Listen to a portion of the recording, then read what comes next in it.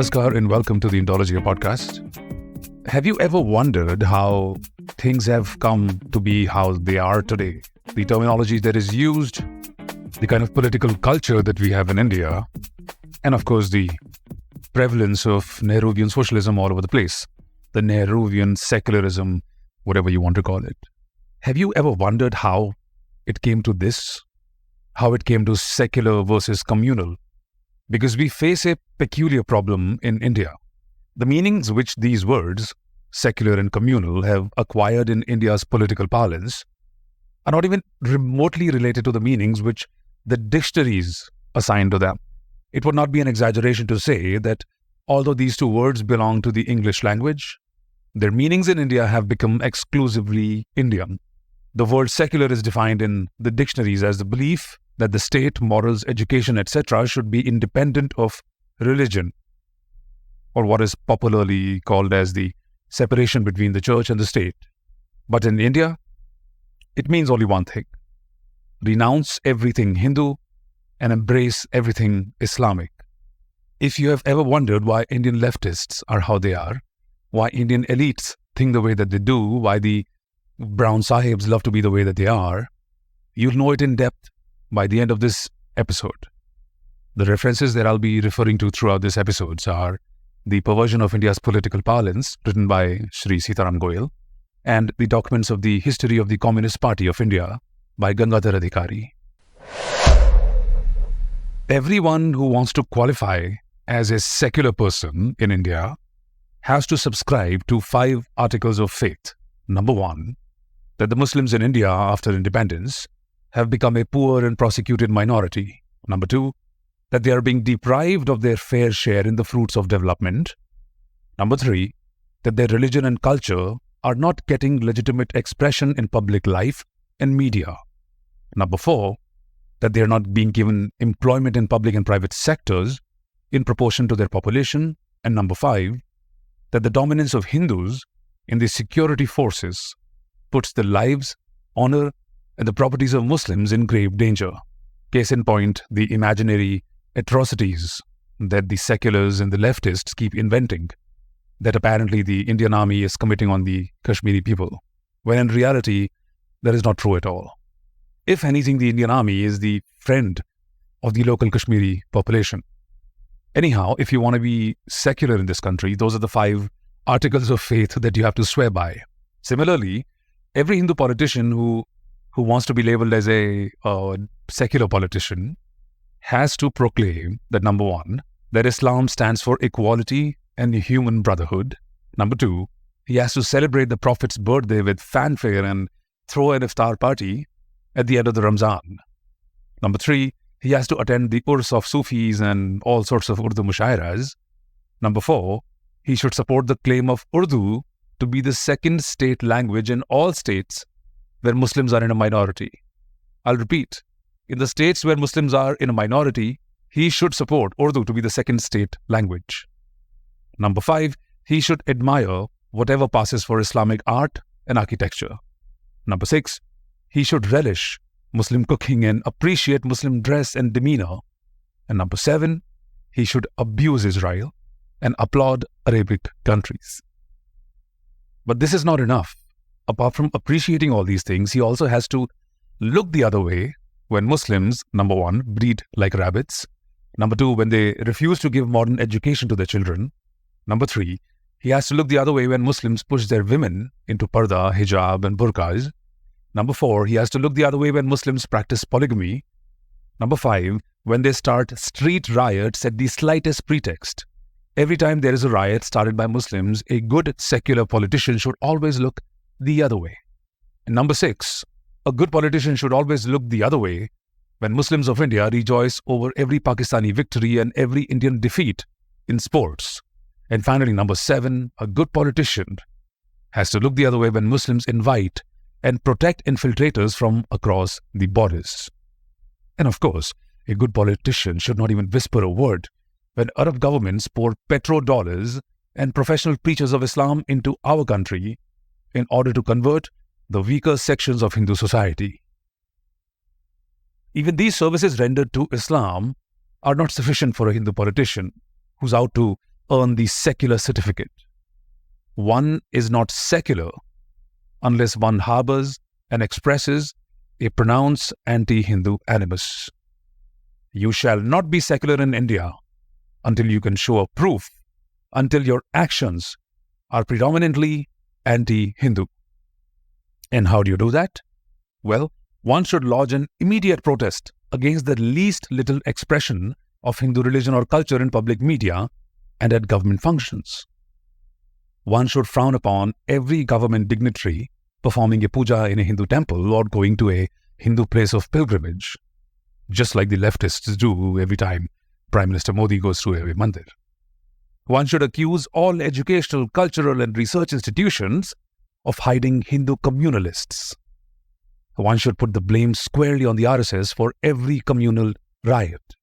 And so on, the list of one's grievances against Hindu society should be as long as one's love for Islam and Muslims. I'll repeat, the list of a secular Hindu's grievances against Hindu society should be as long as his or her love for Islam and Muslims.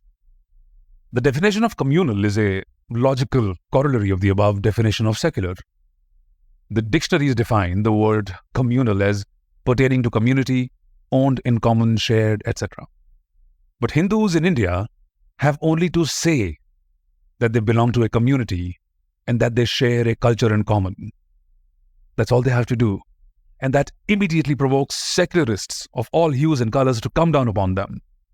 In fact, the word Hindu itself has become a dirty word, almost an obscenity in India's political parlance. Woe betide the Hindu who dares say that India is his ancestral homeland and that his religion and culture also have a case. He will be immediately denounced as a Hindu chauvinist. A Hindu who blunders into reading Indian history with his own eyes, like yours truly, who finds that his society has suffered immeasurably at the hand of Islamic imperialism, and who cries out that this aggression should now stop, makes the leftists mad with fury. They brand him as an enemy of public peace and national integration. They find in him a fiend who is plotting a genocide of the poor Muslim minority, because in their eyes, a Muslim can do no wrong, and a Hindu can do no right. But when did this trend start? How did this demented leftist language came to be the norm in India? Leftist language first came to India as the language of communist imperialism. Its main spokesman was M.N. Roy.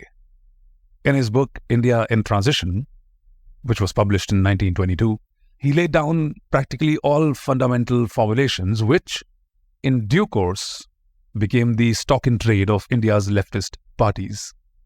The language of these formulations is still the language of leftism. 100 years later, we are still following what he wrote in that book of his. So what is the story of this M.N. Roy? Roy had been sent abroad by the Bengal revolutionaries in 1915 in search for German arms.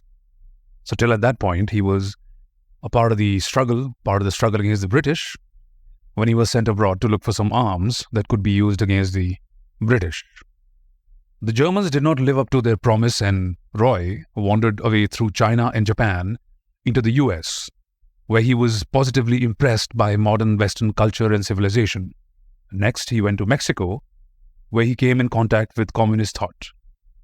That cured him completely of whatever love was still left in him for India's ancient culture. So this guy, in a matter of time, went from fighting for the Indian independence cause against the British, going to America and being completely bamboozled by the capitalist lifestyle of the America, only to be turned into a communist after a short while in Mexico. Finally, he landed up in the Soviet Union in 1920 and became a confidant of Lenin. He functioned as a leading luminary of the Communist International for several years, but Roy's ardor for an armed revolution in India had not cooled. He still had that zeal for staging an armed revolution, and I'm guessing he wanted to be a hero. He tried to take a trainload of Russian arms to the Pathans on the India's northwestern border. A number of Muhajirs also joined him with great enthusiasm. because during the Khilafat movement, a lot of the Indian Muslims had started immigrating to Afghanistan. The idea was that they would go to Afghanistan, they would gather in numbers, they would get some arms, and then they would stage a war against the British, which they would win, of course, and then they would convert India into a Darul Islam. This plan failed because the King Amanullah of Afghanistan, who had promised this passage, was bought over by the British. The British bought him, and he blocked the path of this communist/Islamic brigade led by M.N. Roy. Eventually, the only hardware that remained in the hands of Roy was his pen, which he pushed with great prowess. Many of the things that he propagated are still prevalent in India. This is what Roy wrote about India's history, culture, people, and politics. Number 1, that India had never been a nation before the British conquest.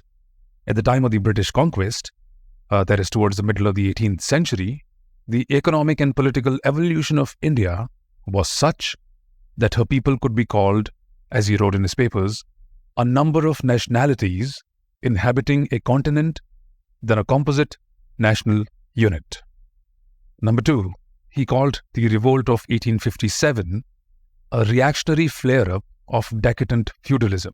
He says, socially it was a reactionary movement because it wanted to replace the British rule by revived feudal imperialism either of the Mughals or of the Marathas. Yes, he's calling the Marathas feudal imperialists. Number 3, he said Indian people by themselves were incapable of evolving political consciousness, patriotism or nationalism. He wrote, the overwhelming majority of the population lived in villages, steeped in ignorance and submerged in social stagnation. Politics, forms of government, national subjugation, or freedom remained outside their concern and beyond their comprehension. So M.N. Roy was writing what today's leftists and the elites and the Lutyens gang and the Khan market people, they all believe. That the person in the small cities and the villages and the rural India does not know how politics works, does not know how things are run, he is illiterate, he is irrelevant. Of course, they've all been proven wrong by the ascent of Prime Minister Modi, but I'm pretty certain that a lot of them, especially the Congress, Murkho ka Sardar and his gang, still believe in all this. Now, the fourth thing that Roy said was directly in contrast to this. He said that the Western-oriented Indian intellectuals alone were the pioneers of progress. He writes, the only section of the people showing any sign of life was the modern intellectuals educated in Western methods and thoughts. These denationalized intellectuals were instrumental in bringing to India, for the first time in her long, eventful history, political patriotism. For the first time in her long, eventful history. For the first time, that's what he says. The fifth thing here that he said was that evolutionary nationalism, led by the Western-oriented intellectuals, was a revolutionary movement. Mr. Roy writes, the constitutional democracy or the evolutionary nationalism advocated by liberal bourgeois, led by the intellectuals, spelled doom to the old social heritage and religious orthodoxy. And these revolutionary forces were crystallizing in the Congress under radical leaders whose program was not to revive the India of the Rishis with its contented handicraft workers, saturated with ignorance and dosed in the name of religion, but to build a new society on the ruins of the old. To translate in a simpler language, blah, blah, blah, blah, blah, blah, buzzwords. The sixth thing that Mr. Roy believed was that the British government was the best government which India had ever had in her long history. Not the Marathas, not the Rajputs, not Chandragupta, but the British. He writes, this struggle of the radical intelligentsia was not against an effete and antiquated political institution, but for the democratization of the existing government, which was the most advanced that the country had till then. Number 7, he believed that orthodox nationalism advocated by the other school of congressmen was a reactionary movement, that the members of the Congress party who genuinely wanted freedom from the British were all reactionary. He writes, orthodox nationalism in the social sense was the resistance of forces of reaction against the ominous radicalism of the denationalized intellectuals who led the Congress. The same forces whose military explosion was the mutiny of 1857 could be discovered behind the political theories of the orthodox nationalism of half a century later. Notice how he calls the rebellion of 1857 a mutiny, not a rebellion. The next thing that he believed was that the Hindu nationalism of Swami Vivekananda was an brace for it. This is amazing. He called it spiritual imperialism. He writes, although its political philosopher and leader were found subsequently in the persons of Aurobindo Ghosh and Bipin Chandrapal, respectively, its fundamental ideology was conceived by a young intellectual of petty bourgeois origin. He was Narendranath Dutt, subsequently known by the religious nomenclature of Swami Vivekananda. Like Tilak, Dutt was also a prophet of Hindu nationalism. He was also a believer that on the cultural basis should be built the future Indian nation. His nationalism was a spiritual imperialism. And about the followers of Swami Vivekananda and all the people involved in the Swadeshi movement, he called them victims of reaction. He wrote, "Thus, an intelligently rebellious element, which otherwise would have been the vanguard of the exploited class in a social struggle, had to give in to a national preoccupation and contribute itself to a movement for the immediate overthrow of foreign rule, not for process forward, but in order to go back to an imaginary golden age, the fountainhead of India's spiritual heritage. In their religiousness and wild spiritual imperialism, they embodied the reactionary social forces." 100 years later, I'm laughing at what this guy wrote. But do you see what he's saying? He's saying the same thing that the leftists and the Marxists and the Congress people and everybody says nowadays, that these Hindus, they want to take India back. They want to take India back to the Stone Ages, to backwardness and no modernity and progress and blah, blah, blah. There is no system that embraces modernity, evolution, science, tech like the Hindus do. So this is utter rubbish. A Hindu is very capable of rejoicing about the memory of their amazing past, dwelling in their beautiful, expansive, tolerant, very inclusive culture, and yet looking forward. Look at the way UPI has been adopted in a Hindu-majority country. Look at the tech advancements India is making. It is safe to assume that in a country where Hindus are a big majority, a vast number of people approve of this. So 100 years later, Mr. Roy's point has been absolutely nullified. Roy does not even spare Gandhi. About Gandhi, he says that he was simply an exploitation of the ignorance of the Indian masses. He says that the best way of exploiting the ignorance of the masses was to make a religion of nationalism. This tactic led to the appearance of Mohandas Karamchand Gandhi on the political horizon, an eclipse of all other political social tendencies in the shade of Gandhism. Now, to your surprise, I agree with him, but not in the way that he means it. I do agree that when Gandhi was propped up by the British, yes, he was propped up by the British as a safety valve for Indian nationalism, because they knew that they needed a guy of their own on the inside who could let loose some of the pressure that was building up. When Gandhi came onto the scene, the Hindus embraced him, and Hindu gave him their mandate, which prevented other movements, like the movements led by genuine people and people who are way smarter, like Savarkar. They did not get as much publicity, as much support as they could have because of the British-sponsored facade that Gandhi had put up. But Roy predicted that Gandhi would not last. He said that the impending wane of Gandhism signifies the collapse of the reactionary forces and their total elimination from the political movement. But as we know now, unfortunately, Gandhism did not wane, nor did the reactionary forces collapse immediately as anticipated by Roy in 1922. They continued to dominate the Indian political scene for another 2 decades and even more. On the other hand, Roy was expelled from the Communist International in 1929 for a number of counter-revolutionary crimes, but Roy's formulations and language became the bedrock of leftist stance and slogans for all times to come. This happened because these formulations were not a product of any original thinking on Roy's part.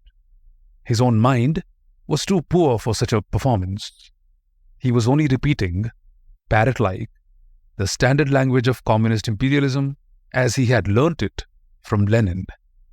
Roy was simply writing things that the communists were feeding him, just like all the intellectuals during the 60s and the 70s were just writing things that the USSR was feeding them.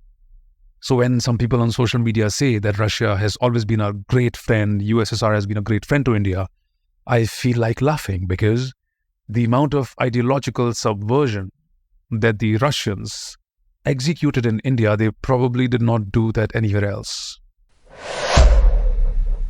This language of communist imperialism was borrowed, lock, stock and barrel, by the Congress Socialist Party, which was formed inside the Indian National Congress in 1934 under the inspiration of Pandit Nehru, who was the tallest among the native converts. Unlike the communists, the socialists had no organizational or financial links with the Communist International, which had by now become a full-fledged instrument of Soviet foreign policy. But they agreed with the communists in their evaluation of India's history, society, culture, and current politics. The only point on which the two differed was the personality and role of Mohandas Gandhi. The communists regarded him as the cleverest bourgeois scoundrel. The socialists, on the other hand, had admiration for his qualities of head and heart and were convinced that he alone could mobilize the masses in the struggle for national liberation. The socialists have traveled far and in a different direction since those days of flirting with communism, but their disenchantment is confined only to forms of polity and society. They've never been able to cure themselves of their love for the leftist language in the context of Indian nationalism. They continue to use such leftist terms such as communalist, chauvinist, fascist, revivalist, and reactionary towards all those people who regard Hindu society as the core and mainstay of the Indian nation. All this has landed them in a love-hate relationship with the communists. But how did the Congress bourgeois, the Congress elites, as they were called by the communists, suddenly turn into the revolutionary left wing of the Indian National Congress? In the early days, the language of communist imperialism had always lambasted the Congress leadership, especially Gandhi, for his failure to mobilize the toiling masses towards an immediate overthrow of the British rule in India. They published a draft plan of action in December 1930, characterizing the Congress as a class organization of the capitalists working against the fundamental interests of the toiling masses, that the Congress was against the good of the masses. And they tried to sabotage the freedom struggle by splitting the trade union movement, over which they had acquired some hold, with the help of finances flowing from the Soviet Union. In 1935, the Soviet Union was feeling threatened by the rapid militarization and rising anti-Bolshevik tone of the Nazi Germany. The Soviets were now seriously in search of mutual security pacts with Britain and France, but the governments in London and Paris had failed to respond to Soviet diplomatic feelers. The Communist International therefore sent out a call of the communist parties of Britain and France to strive for a broad national front of all anti-fascist forces. The purpose was to build pressure upon such governments in London and Paris for the purpose of Soviet benefits. The Communist Party of France was strong. It had an ally also in the strong Nationalist Party at home, so it succeeded on its own in securing a popular front government in Paris. But the Communist Party of Great Britain was too weak to exert any pressure on a strong conservative government in London. That task was therefore assigned to the Communist Party of India. This party was instructed to join the Indian National Congress via the newly formed Congress Socialist Party and to push the national organization towards another mass movement. And that is how Congress Socialists ceased to be petty bourgeois left reformists and became the revolutionary left wing of the Indian National Congress. The Congress itself suddenly ceased to be a class organization of capitalists and became a broad national front of all patriotic people.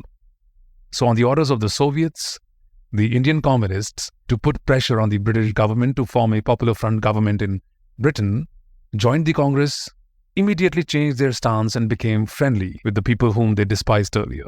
And they were helped greatly by the socialists in the Congress Party, who were themselves worshippers of the Soviet Union. They swallowed this language hook, line, and sinker.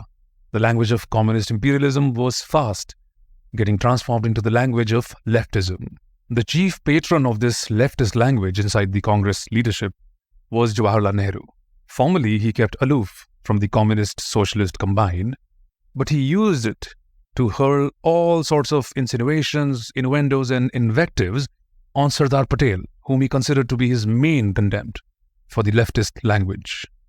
But he was a man of few words and deemed it below his dignity to descend to the level of leftism. The leftist campaign, therefore, succeeded to a large extent in pillaring Sardar Patel as an arch-revolutionary in alliance with the Birlas and as a fascist out to suppress all democratic, progressive, revolutionary and social elements of the Congress. Quite a few other members of the High Command, who were supporters of Sardar Patel, got tarred with the same brush. Just like they call Prime Minister Modi a fascist today, they were calling Sardar Patel a fascist then. Some things never change. This was the first time that the Congress was split by slogans imported from abroad and in the interests of a foreign power, which had its own scores to settle in the power politics of Europe. These issues had no relevance to the Indian situation. Finally, the leftists egged on Subhash Chandra Bose to challenge the leadership of Gandhi, only to leave him in the lurch at the last moment when wires were pulled from Moscow. A section of sterling patriots had to leave the Congress to form the forward bloc. In due course, the leftist pressure inside the Congress became ministries.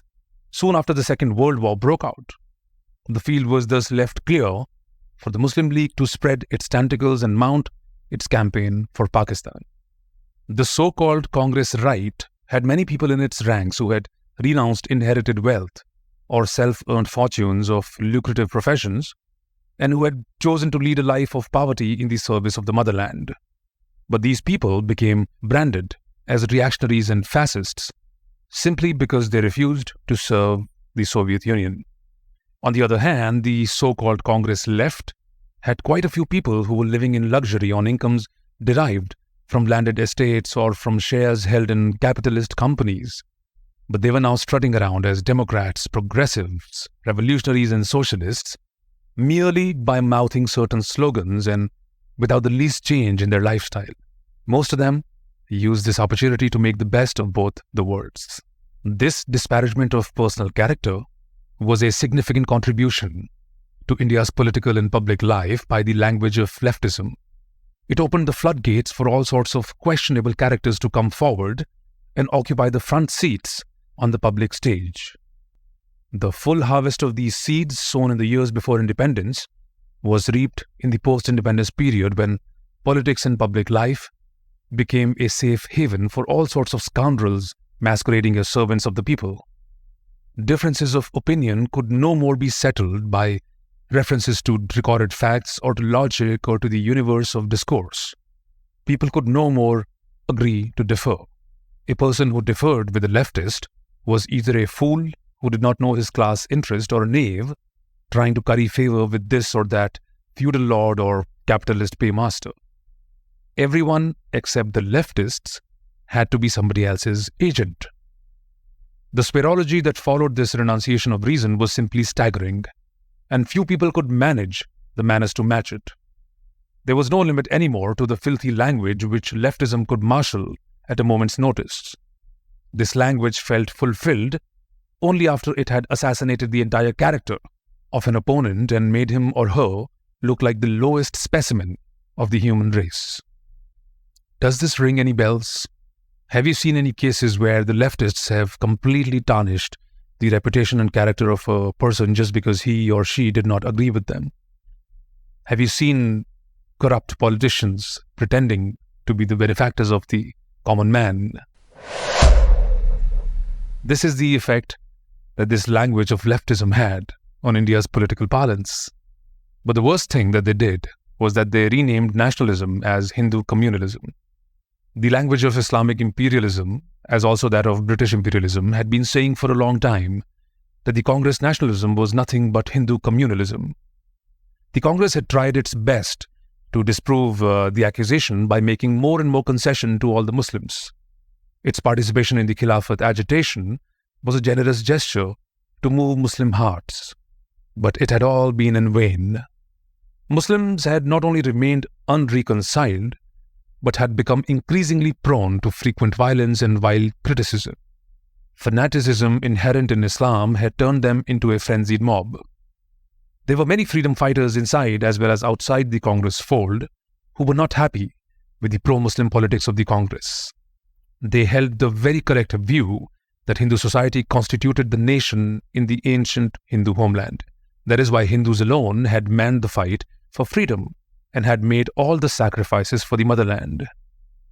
Muslims, on the other hand, had either played the British game or stood aloof or came forward only to share the concessions which Hindu freedom fighters had wrested from the British from time to time. And this stage of things was likely to last till Muslims could cure themselves of the illusion that they were a race of conquerors and that they could get almost anything by committing violence.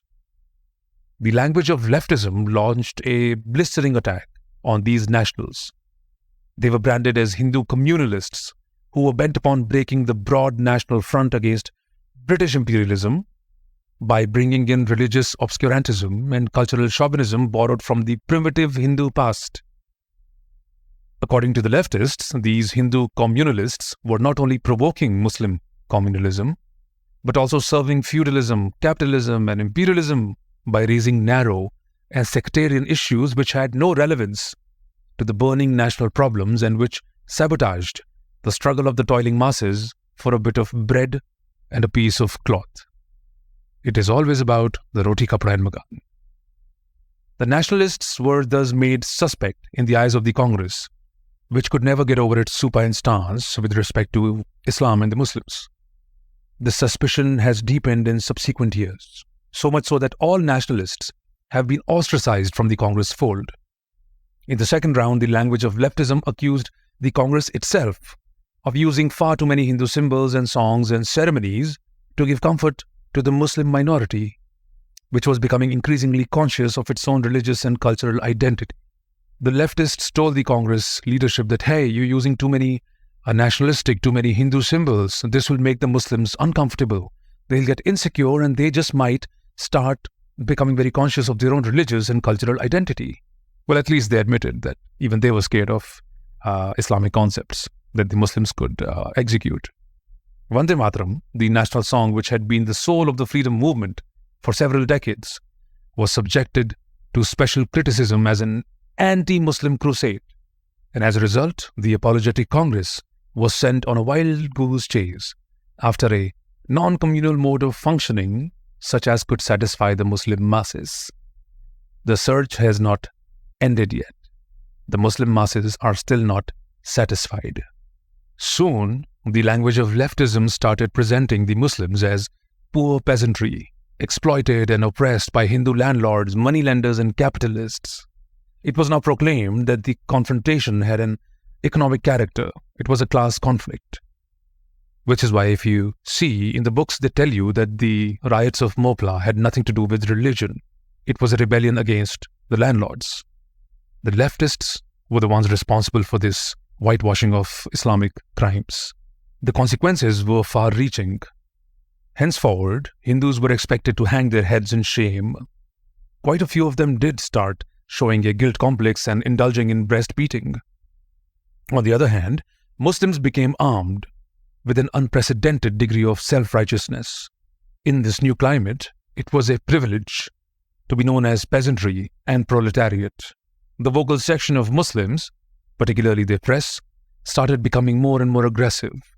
Their cause, they said, was eminently just, and it was up to Hindus to show some fair play. Meanwhile, Aligarh professors and Muslim comrades in the Communist Party had come out with a new thesis about the progressive role of Islam in Indian history.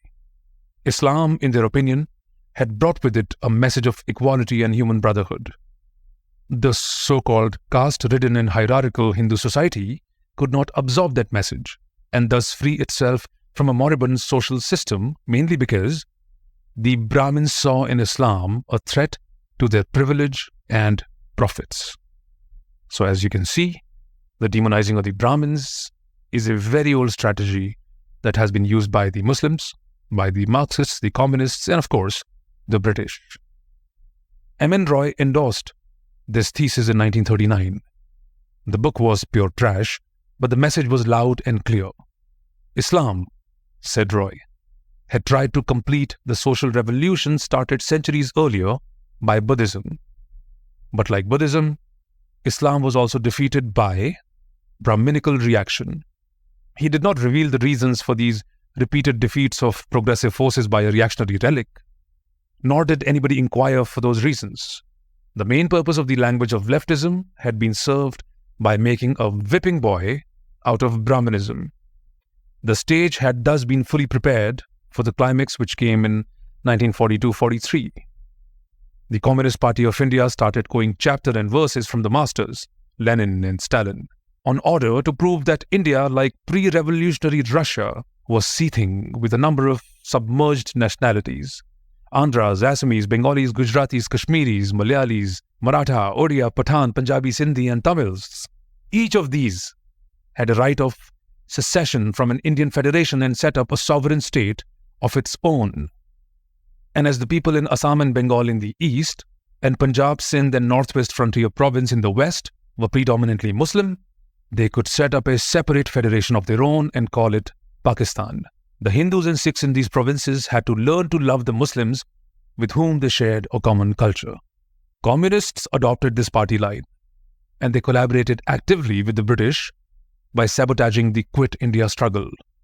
Suffice to say that a number of communist scholars equipped the Muslim League with a lot of statistics, because do not forget that so far the Muslim League had been strong in bluster, but weak in self-confidence, while pleading its case against the so-called Hindu communalists. The language of leftism, the contribution of the leftists had worked a miracle. While the Muslim League always had the muscle and the goons and the people who could riot, the jihadis, it always lacked the intellectual power which was now provided by the communists, the socialists, the leftists. And if it wasn't for them, we probably would have not seen. If it wasn't for their tactical advice, if it wasn't for the statistics and the reports and the papers that they provided to the Muslim League leadership, we probably would not have seen the creation of Pakistan. Because the Congress socialists, the forward blockists, and the other leftist groups and factions had parted company with the communists over the Quit India movement and the question of Pakistan. But they still continue to share with the communists the language of leftism as far as Islam and Indian nationalism was concerned. The spectre of Hindu communalism has never ceased to haunt them, nor has their love for Islam and Muslims suffered any loss, even after all Hindu leftists have been bounded out of the Islamic State of Pakistan. The love for Islam and Muslims has been labelled as secularism in the post-independent period.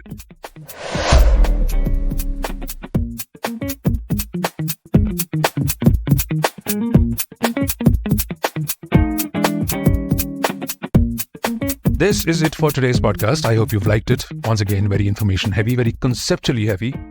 And if you have anyone interested in these things, I would suggest please pick up a copy of Perversion of India's Political Parlance, written by Shri Sitaram Goyal. It's a fantastic read. And if you like this podcast, please give it a like. Follow me on Spotify, Apple Podcasts, Google, whichever is your preferred means of listening to a podcast. And I always welcome your feedback. Please feel free to message me on Instagram or leave a comment below. I'll be back next week with another episode. Till the next time I see you, Jai Hind and Bande Mataram.